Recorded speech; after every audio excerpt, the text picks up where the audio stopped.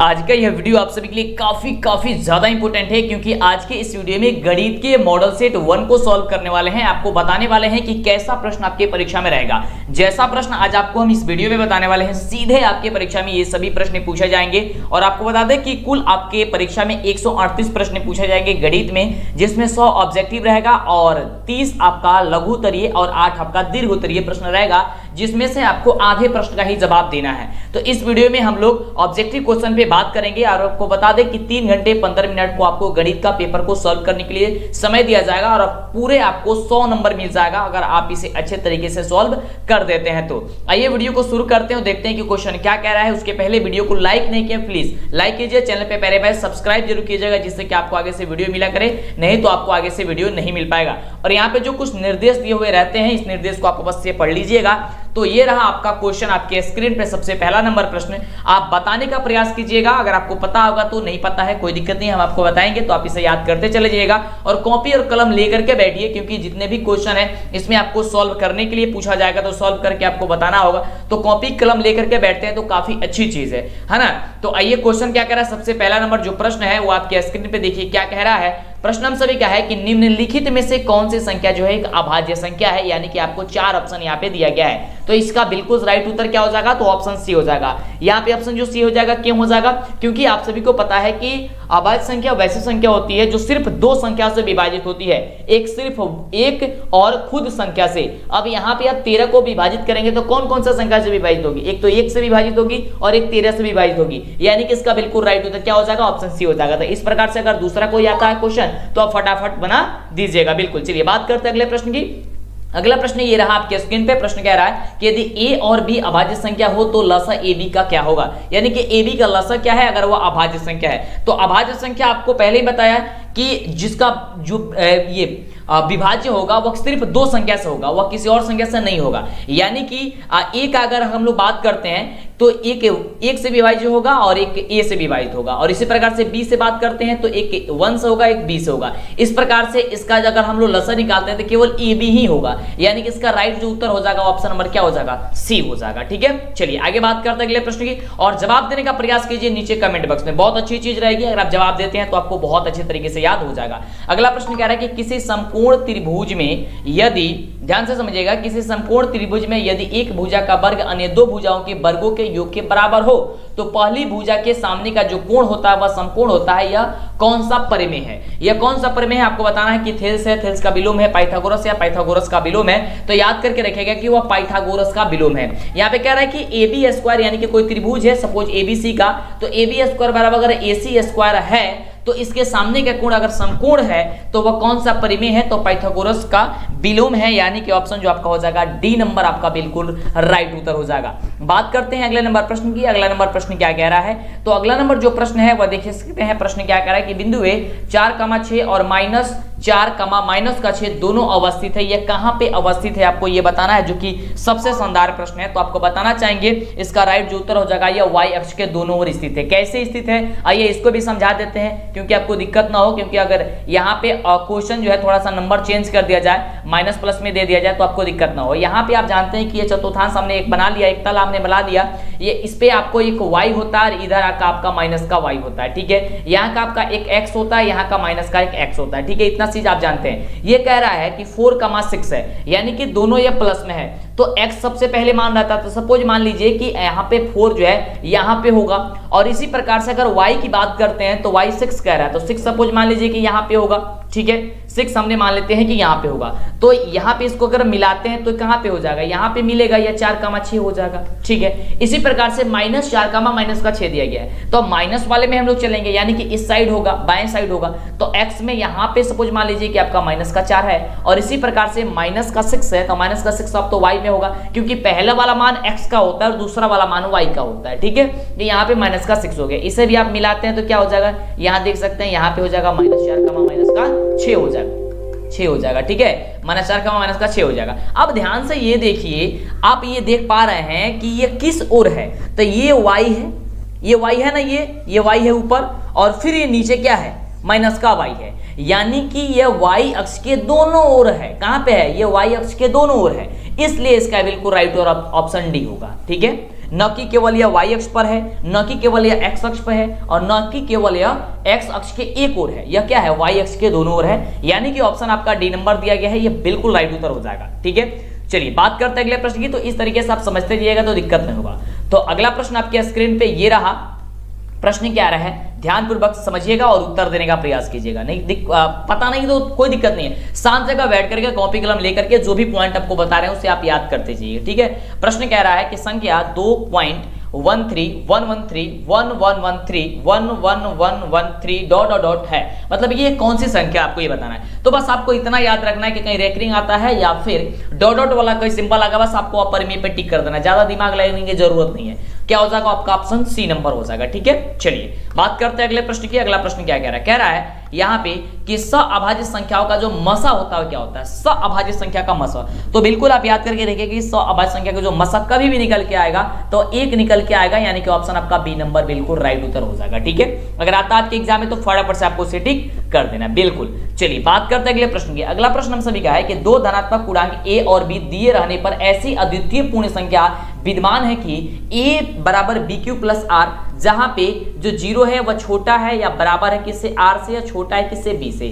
ठीक है, उपयुक्त तो कथन इनमें में से किसका कथन है, यह किसका कथन है। तो सबसे पहले चैप्टर का है यूक्लिड विभाजन एल्गोरिथम का है, यानी ऑप्शन आपका क्या पे दिया गया है, सी नंबर ही दिया गया है। यूक्लिड विभाजन एल्गोरिथम से क्या निकाला जाता है, बिल्कुल मसा निकाला जाता है, यानी कि महत्तम समापवर्तक निकाला जाता है। ये बात याद करके रखिए क्योंकि ये भी क्वेश्चन आपके एग्जाम में पूछा ही जाता है। अगला प्रश्न काफी शानदार प्रश्न है, ये प्रश्न कई बार आपके एग्जाम में पूछा गया है। सो प्रश्न क्या कह रहा है, प्रश्न है कि बिंदु -12, ध्यान समझिएगा, -12 का -18 जो है का इसमें का भुज कौन सा होगा। तो आप याद करके रखिएगा कि एक भुज होता है, कोटि होता है। तो भुज वो होता है जो सबसे पहला वाला अंक होता है, कोटि वो होता है जो बाद वाला अंक होता है। तो यहाँ पे भुज, यहाँ पे कह रहा है कि भुज कौन है, तो -12 होगा, यानी कि -12 क्या है, भुज है, यानी कि ऑप्शन क्या हो जाएगा, ए नंबर हो जाएगा। समझ में आ रहा ना, काफी इजी है। ओके, चलिए तो गणित कोई कठिन नहीं होता है, बस समझने पे डिपेंड करता है कि आप समझ किस तरीके से रहे हैं। हाँ ना, शांत दिमाग करके अगर आप समझते हैं तो काफी इजी हो जाएगा ये। चलिए, और यही आपका रिजल्ट बनाता है, जिसका गणित का नंबर बढ़िया समझिए उसका हर चीज में नंबर बढ़िया।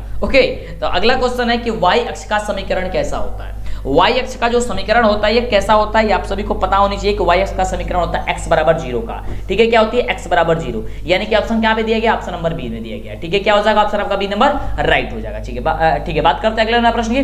देखिए, लाइक कर दीजिए प्लीज, वीडियो को लाइक कर दीजिए। जितने बच्चे देख रहे हैं चैनल पे पहली बार आए सब्सक्राइब जरूर कर लीजिएगा, जिससे कि आपको आगे से वीडियो मिला करे। और ये पीडीएफ की बात कीजिएगा, सर ये पीडीएफ आपको ये हमें चाहिए, कैसे मिलेगा, क्या कुछ करना होगा, कुछ नहीं, हम किताब ही आपके लिए लिख चुके हैं। आप जाकर के मार्केट से मेरा किताब खरीद लीजिए, डीएलएस एजुकेशन का किताब खरीदिएगा, आपको मिल जाएगा ऑब्जेक्टिव का। ठीक है, कैप्टन पब्लिकेशन का भी नाम रखते हैं तो मिल जाएगा। क्या नाम है, कैप्टन पब्लिकेशन। ठीक है, चलिए अगला प्रश्न आपके स्क्रीन पे है। प्रश्न कह रहा है कि किसी तल में एक बिंदु के स्थान निर्धारण के लिए कितने लंबिक रेखाओं की जो होगी आवश्यकता होगी। तो याद करके रखिएगा कि 2 लंबिक ये रेखाओं की आवश्यकता होगी, यानी कि ऑप्शन हो जाएगा बी नंबर। कहिएगा कि सर कैसे 2 रेखाओं की आवश्यकता होगी, तो आपको यहाँ पे हम समझा देते हैं, ध्यान दीजिए। 1 मिनट आप ध्यान दे लीजिए, थोड़ा सा आप कुछ समय बर्बाद भी होता है। बर्बाद क्या होता है, बहुत अच्छी चीज है कि आप पढ़ रहे हैं, समझ के पढ़ रहे हैं। तो यहाँ पे कह रहे हैं कि किसी तल में एक बिंदु, सपोज मान लीजिए यहाँ पे हम कोई बिंदु को निर्धारित करना है। सपोज मान लीजिए यहाँ पे हमें 4,6 कोई बिंदु हमको निर्धारित करना है कि यहाँ पे कोई बिंदु 4,6 है। तो इसके लिए हम लोग को क्या करना होगा, इसके लिए हम लोग को तो यहाँ पे वैल्यू मान लीजिए, यहाँ पे हमने कहा कि 4,6 यानी पे ये x होता है, ये माइनस का x होता है, यहाँ पे y होता है, ये माइनस का y होता है। ठीक है, तो यहाँ पे कह रहा है हम लोग का कि यहाँ पे जो 4 हमने मान लिया और यहाँ पे मान लिया हमने 6, तो इसको मिलाएंगे तो अभी तो जाकर के हमारा एक जो होगा क्या बनेगा। ठीक है, यहाँ पे हम लोग का क्या बनेगा, एक बिंदु बनेगा, यानी कि तभी तो निर्धारित होगा, यानी कि 2 रेखा होगी, एक तो रेखा ये और एक तो रेखा ये, तभी तो हम लोग को पता चलेगा कि हाँ यहाँ पे एक बिंदु निर्धारित हो रही है। बिल्कुल, तो इस प्रकार से 2 बिंदु की जरूरत हम लोग की होगी। आगे बात करते हैं अगले प्रश्न की कि अगला प्रश्न हम सभी का क्या कह रहा है। वीडियो में बने रहिएगा, कोई भी दिक्कत नहीं होगा, जो दिक्कत होगा नीचे कमेंट करके हमें बता दीजिए। आगे आने वाली वीडियो में आपको सारा का सारा डाउट क्लियर हो जाएगा। इसके लिए चैनल को सब्सक्राइब जरूर कर लेंगे, जिससे कि आपको वीडियो आगे से मिला करे। अगला प्रश्न कह रहा है कि एक क्षैतिज और दूसरी ऊर्ध्वाधर रेखाओं को प्रतिच्छेद करने वाले बिंदु को हम लोग क्या कहते हैं। ध्यान समझिएगा कि एक क्षैतिज और दूसरी ऊर्ध्वाधर रेखाओं को प्रतिच्छेद करने वाला जो बिंदु होता है उसे हम लोग कहते हैं मूल बिंदु। क्या कहते हैं, मूल बिंदु। ये आपका क्षैतिज एक ऊर्ध्वाधर, इसके जो प्रतिच्छेद कर रहा है, काट रहा है, क्या कहते हैं इसको, 0,0 होता है मूल बिंदु का निर्देशांक, बिल्कुल इसे मूल बिंदु कहते हैं। ये क्वेश्चन भी पूछा जाता है एग्जाम में कि मूल बिंदु का निर्देशांक कितना होता है, तो 0,0 होता है, आप याद करके रखिएगा। अगला प्रश्न आपके स्क्रीन पे है, प्रश्न कह रहा है कि निर्देशांक अक्ष तल 4 भागों में विभाजित करती है, तो प्रत्येक भाग को हम लोग क्या कहते हैं। आप सबको पता है कि जो निर्देशांक दो, ये आपका क्या होता है, निर्देशांक अक्ष होता है, जो तल होता है, जो तल का निर्धारित करता है, ये इसे हम लोग प्रत्येक भाग को क्या कहते हैं। ये जो भाग आपको दिखाई दे रहा है क्या कहते हैं, 4 भाग होता है, इसे चतुर्थांश या भुज कहते हैं, चतुर्थांश या पाद या चतुर्थांश कहते हैं, क्या कहते हैं, पाद या चतुर्थांश कहते हैं। तो यहाँ पे चतुर्थांश ऑप्शन है, तो ऑप्शन है, तो यहाँ पे ऑप्शन पे टिक कर दीजिएगा, ऑप्शन सी पे। अगर आपके एग्जाम में पाद लिखा हुआ रहता है तो पाद भी होता है, यानी कि इसका 2 नाम है, एक तो नाम है चतुर्थांश, एक तो नाम है पाद। तो पाद या ये चतुर्थांश दोनों में से कोई भी आता है, उसमें आप टिक कर दीजिएगा। अगला प्रश्न आपके स्क्रीन पे प्रश्न कह रहा है कि अंक गणित के आधारभूत प्रमेय किस गणितज्ञ ने प्रतिपादित कर दिया था। अंक गणित के आधारभूत प्रमेय किस गणितज्ञ ने प्रतिपादित किया था, याद करिए गॉस ने प्रतिपादित करके रखा था, यानी ऑप्शन आपका जो सी नंबर दिया गया है आपका बिल्कुल राइट उत्तर होगा। ओके, चलिए बात करते हैं अगले प्रश्न की। अगला प्रश्न क्या कह रहा है, फटाफट हम लोग कर लेंगे, कोई दिक्कत नहीं होगा, हम लोग समझने भी नहीं लगेगा, आपको पूरी जानकारी हो जाएगी। प्रश्न कह रहा है अगला कि एक परिमेय संख्या और एक अपरिमेय संख्याओं के योग अंतर क्या होती है। देखिए एक परिमेय संख्या हो गया, सपोज मान लीजिए कि 3 हम सभी का एक परिमेय संख्या है, ठीक है। क्यों परिमेय संख्या, क्योंकि इसे हमें p/q के रूप में लिख सकते हैं, ठीक है, ओके। और यहाँ पे मान लेते हैं कि रूट जो 2 है ये क्या है, हम सभी का एक अपरिमेय है, तो इसे अगर हम लोग जोड़ते हैं तो टोटल संख्या हम लोग का अपरिमेय ही बन जाती है। लेकिन अगर इसे हम घटा देते हैं तब भी क्या होता है, तो तब भी ये अपरिमेय ही होता है, यानी कि वह हमेशा ही क्या होगा, अपरिमेय होगा। तो लिख देंगे कि यह अपरिमेय संख्या है, यानी ऑप्शन आपका बी नंबर राइट हो जाएगा। आगे बात करते हैं अगले प्रश्न की। अगला प्रश्न आपके स्क्रीन पे है और प्रश्न कह रहा है कि रैखिक बहुपद के शून्यकों की जो संख्या होती है कितनी होती है। तो काफी अच्छा क्वेश्चन है। देखिए रैखिक बहुपद का शून्यकों की संख्या कितनी होती है, 1 होती है, ये आपको याद करके रखनी है, आपके एग्जाम में आएगा, आप फटाफट से टिक कर दीजिएगा। द्विघात बहुपद के शून्यकों की संख्या कितनी होती है, 2 होती है। त्रिघात बहुपद के शून्यकों की संख्या कितनी होती है, 3 होती है। चतुर्थांश ये बहुपद की कितनी होगी, बिल्कुल। चलिए आगे बात करते हैं अगले प्रश्न की। अगला प्रश्न आपके स्क्रीन पे है, प्रश्न देखिए क्या कह रहा है कि 2x² - 3x - 5 का एक शून्यक निकालिए। शून्यक है मतलब इसमें से कौन ऐसा इसका एक शून्यक है, तो इसे तो सॉल्व करना होगा, कॉपी कलम लिए हैं तो इसे सॉल्व कीजिए। आइए हम भी सॉल्व करते हैं इसे और देखते हैं कि हम लोग का आंसर क्या निकल के आता है। तो यहाँ पे क्वेश्चन क्या कह रहा है कि 2x² - 3x - 5 शून्यक निकालना है, शून्यक पता करनी है, इसके लिए बराबर हम लोग लिख देंगे 0। ओके 0 लिख दिया। उसके बाद से हम लोग क्या करेंगे, इसे अब हम लोग को जो शून्यक निकाला जाता है, जो पहला पद होता है वो, और तीसरा पद होता है, यानी कि जो अंतिम पद होता है उसे हम लोग मल्टीप्लाई करते हैं। तो ये अलग जगह मल्टीप्लाई करेंगे, ये नहीं कि लिख देंगे इसको।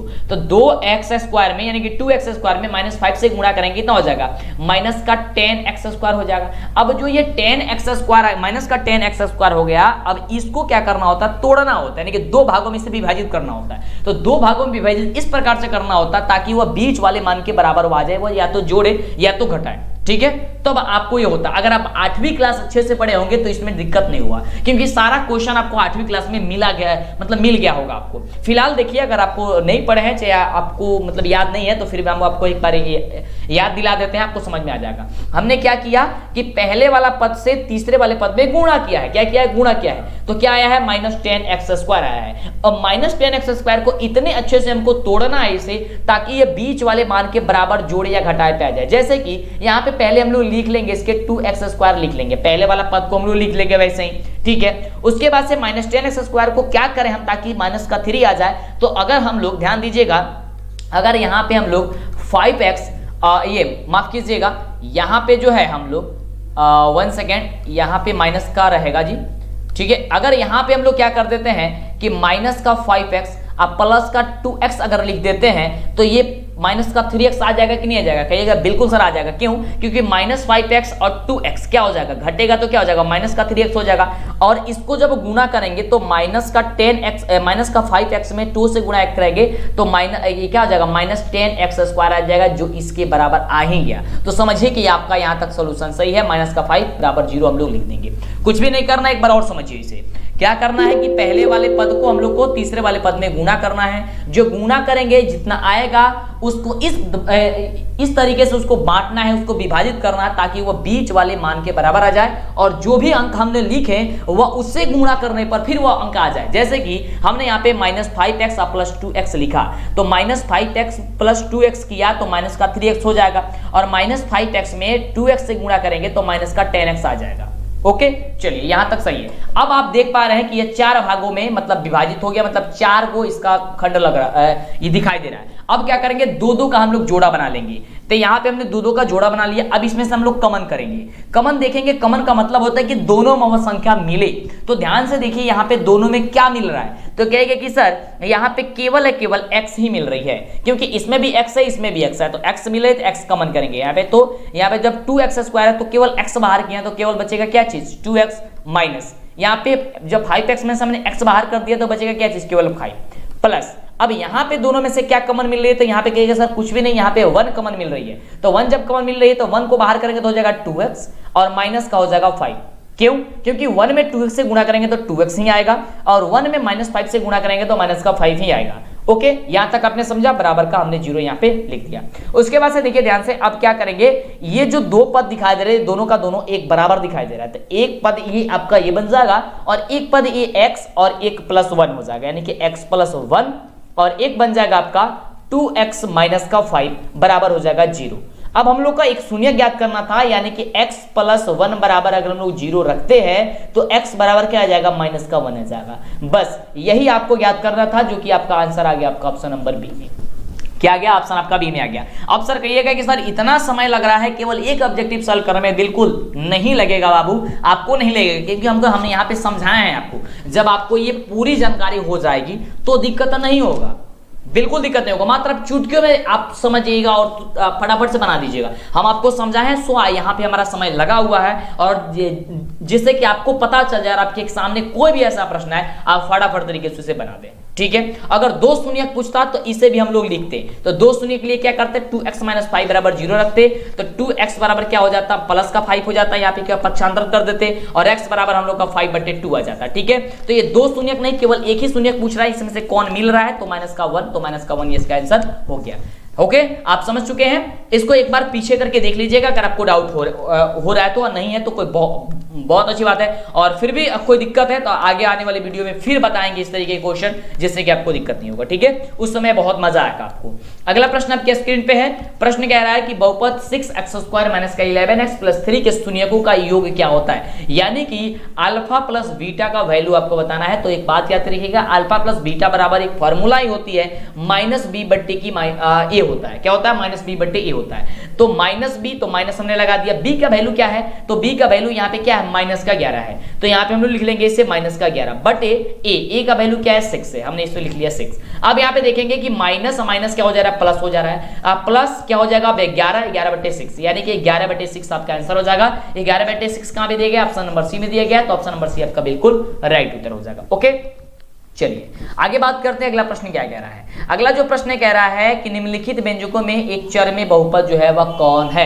यहाँ पे एक चर में आपको बहुपद बताना है तो कौन है, लेकिन यहाँ पे ऑप्शन आपको बता देना चाहेंगे कि यहाँ पे ये नहीं होगा। यहाँ पे क्वेश्चन जो होगा, निम्नलिखित व्यंजकों में एक चर में बहुपद नहीं है, तो आपका आंसर ए नंबर होगा। क्या होगा इसका आंसर, ऑप्शन नंबर ए में होगा कि एक चर में बहुपद जो है इसका नहीं है। यहाँ पे नहीं लगा लीजिएगा, ये मिस्टेक हो चुका है, क्योंकि ये सभी का सभी एक चर में बहुपद ही दिख रहा है, ऐसा नहीं है कोई बहुपद नहीं दिख रहा है, सबका सब बहुपद ही दिख रहा है। ओके चलिए बात करते हैं अगले प्रश्न की। अगला प्रश्न हम सभी का ये कह रहा है, प्रश्न है कि निर्देशांक अक्ष के क्षैतिज रेखा को क्या कहते हैं। निर्देशांक अक्ष के जो क्षैतिज ये रेखा होती है उसे हम लोग क्या कहते हैं, तो उसे कहते हैं हम लोग एक्स अक्ष। क्या कहते हैं, उसे हम लोग एक्स अक्ष कहते हैं, यानी ऑप्शन आपका ए नंबर राइट हो जाएगा। ओके चलिए आगे बात करते हैं अगले प्रश्न की। अगला जो प्रश्न है कह रहा है हम सभी का कि यदि 3θ बराबर 90 डिग्री होता है तो cos थीटा का वैल्यू क्या होता है। ओके तो 3θ बराबर 90 डिग्री, तो यानी कि थीटा बराबर क्या हो जाएगा, 90/3 हो जाएगा, क्योंकि गुणा में तो भाग में चला जाएगा, तो 30 या 90 यानी कि 30 हो गया।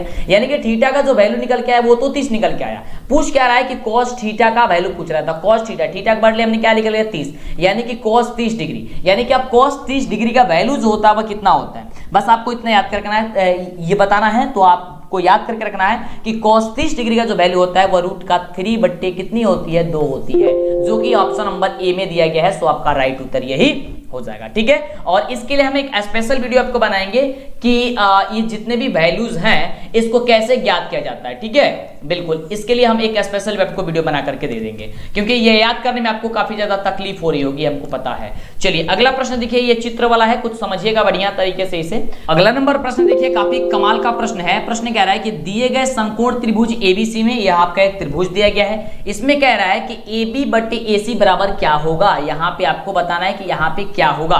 तो ध्यान दीजिएगा, कह रहा है AB बट्टे AC, तो यहाँ पे कोण आपको दिया गया है, तो आपको ये पता होनी चाहिए कि जहां पे कोण दिया गया होता है अगर उसके सामने के भुजा जो होती है वही हम लोग का लंब होती है। अगर यहाँ पे कोण दिया गया होता तो इसके सामने की भुजा AB लंब होती, लेकिन यहाँ तो हम लोग को दिया क्या गया है, ध्यान से समझिएगा, क्योंकि यहीं पे बच्चे काफी गलती करते हैं। यहाँ पे कहाँ पे दिया गया कोण, ए में दिया गया कोण ए, तो इसके सामने की भुजा क्या है, BC है, तो BC लंब हो जाएगा। इसका मतलब AB को क्या हो जाएगा, आधार हो जाएगा। तो AB क्या हो गया, हम लोग का आधार हो गया, बिल्कुल आधार हो गया। और AC तो कर्ण, तो कर्ण रहेगा ही, तो AC हम लोग का क्या हो गया, कर्ण हो गया। अब ध्यान दीजिए कि कर्ण बट्टे आधार बट्टे कर्ण क्या होती है, आधार बट्टे कर्ण क्या होती है। तो आप सभी को पता है कि कर्ण बट्टे ये आधार बट्टे जो कर्ण होता है वह होता है कॉस अल्फा में, कॉस में, तो कॉस हो गया। और यहाँ पे कह रहा है कि अल्फा, तो इसे हम लोग लगा देंगे यहाँ पे अल्फा, यानी कि कॉस अल्फा हो गया। बस इसमें कुछ भी मतलब कि सोचने की जरूरत नहीं। एक बार और समझ लीजिए, यहाँ पे कह रहा है कि AB बट्टे AC का मान क्या होगा, एक त्रिभुज दिया गया है, यहाँ पे कोण क्या दिया गया है, कोण A दिया गया है, तो A के सामने वाला भुजा हम लोग का लंब हो जाएगा, यानी कि BC हम लोग का लंब हो जाएगा, तो AB हम लोग का आधार हो जाएगा। तो आधार का वैल्यू दिया गया है यानी कि AB, तो आधार हो गया हम सभी का AB। ठीक है, उसके बाद से कर्ण, तो कर्ण ही रहता है, तो कर्ण, ये क्या दिया गया है, AC, बिल्कुल। तो आधार बट्टे कर्ण क्या होता है, कॉस होता है, और ये अल्फा पूछ रहा है तो अल्फा हो गया, बिल्कुल, तो कॉस अल्फा हो गया। तो कॉस अल्फा आपका ऑप्शन दिया गया होगा, कॉस अल्फा पे टिक कर दीजिए, बिल्कुल यहाँ पे कॉस अल्फा दिया गया है, इस पे हम कर देते हैं फटाफट से टिक, यानी कि ऑप्शन हो जाएगा B नंबर, बिल्कुल क्या हो जाएगा, ऑप्शन नंबर B हो जाएगा। चलिए इस तरीके से आपको क्वेश्चन को सॉल्व करना। ओके, चलिए अगला प्रश्न कह रहा है कि कॉट स्क्वायर थीटा निम्नलिखित में से किसके बराबर होता है। कॉट स्क्वायर जो थीटा होता है वह किसके बराबर होता है, इस पे भी हम आपको एक स्पेशल वीडियोस बना देंगे आपको, जैसे कि आपको ये चुटकियों में याद हो जाएगा। हालांकि ये याद करने वाला ही है या निकालने वाला भी कर सकते हैं, आप निकाल भी सकते हैं, इससे कोई दिक्कत नहीं है, उसको हम बना देंगे, आपको वीडियो दे देंगे। ठीक है, लेकिन चैनल को सब्सक्राइब कर रखिएगा, तब वीडियो को लाइक कर दीजिए, मेरा मनोबल बढ़ाइए, वीडियो को दोस्तों भी शेयर कीजिए। क्या हो जाएगा, ऑप्शन हो जाएगा C नंबर कि कोसेक स्क्वायर थीटा माइनस का 1 होता है। क्या होता है, कॉट स्क्वायर थीटा बराबर क्या होता है, कोसेक स्क्वायर थीटा माइनस का 1 होता है। ये आपको याद करके रखनी है। आगे बात करते हैं अगले प्रश्न की। तो अगला प्रश्न कह रहा है हम सभी का कि निम्नलिखित में से कौन बहुपद नहीं है। इसमें से बहुपद जो है वह कौन इसमें से बहुपद नहीं है, आपको ये बताना है। तो इसका बिल्कुल राइट जो उत्तर हो जाएगा वो ऑप्शन नंबर B हो जाएगा। क्यों हो जाएगा, क्योंकि बहुपद में कभी भी जो x होती है वो वैल्यू रूट में नहीं होती है, ये बात याद रखिएगा, इसलिए ये बहुपद नहीं है। ठीक है, चलिए आगे बात करते हैं अगले प्रश्न की। अगला जो प्रश्न कह रहा है वह प्रश्न हम सभी का है कि बहुपद पाई बट्टे 2 एक्स स्क्वायर प्लस पाई में एक्स स्क्वायर का गुणांक क्या है। एक्स स्क्वायर का गुणांक कहने का मतलब हो गया कि वह किस संख्या से गुणा किया गया है। तो एक्स स्क्वायर में किस संख्या से गुणा किया गया है, तो पाई बट्टे 2 से गुणा किया गया है, तो बिल्कुल पाई बट्टे 2 आपका आंसर हो जाएगा, यानी कि ऑप्शन आपका A नंबर बिल्कुल राइट हो जाएगा। समझ में आ रहा है, चलिए अच्छी बात है, समझ में आ रहा है। तो आगे बात करते हैं। अगला प्रश्न हम सभी क्या कह रहा है कि बहुपद 5x³ प्लस का 4x स्क्वायर प्लस का 7x का घात जो होगा वह क्या होगा। यहाँ पे घात पूछा जा रहा है और ऐसा क्वेश्चन आपके एग्जाम में बहुत सारा आएगा। तो एक बात याद करके रखिएगा कि घात अगर कहीं पे भी पूछेगा आपसे तो आपको क्या करना है, देखना है कि सबसे ज्यादा कौन है। यहाँ पे देख रहे हैं कि 5x³ है, यानी कि q जो है क्यूब है, यानी कि यहाँ पे 3 है ना, तो आपका 3 जो होगा वह हो जाएगा, यानी कि घात मतलब सबसे ज्यादा हो। तो यहाँ पे तो 1 है, यहाँ पे 2 है, यहाँ पे 3 है, तो इन तीनों में सबसे ज्यादा क्या है, ऑप्शन नंबर क्या हो जाएगा, यहाँ पे C हो जाएगा, यानी कि 3 है। ओके, तो आज की इस वीडियो में मात्र इतने ही, क्योंकि 25 क्वेश्चन बहुत सारे क्वेश्चन होते हैं, 100 क्वेश्चन हम लोग करना है। नेक्स्ट वीडियो में हम लोग बात करेंगे आगे के क्वेश्चन की ओर। ठीक है, तो वीडियो को लाइक और चैनल को सब्सक्राइब करके अपने दोस्तों में शेयर कर दीजिए। फिर मिलती इसी तरह कमाल वीडियो के साथ नेक्स्ट वीडियो में।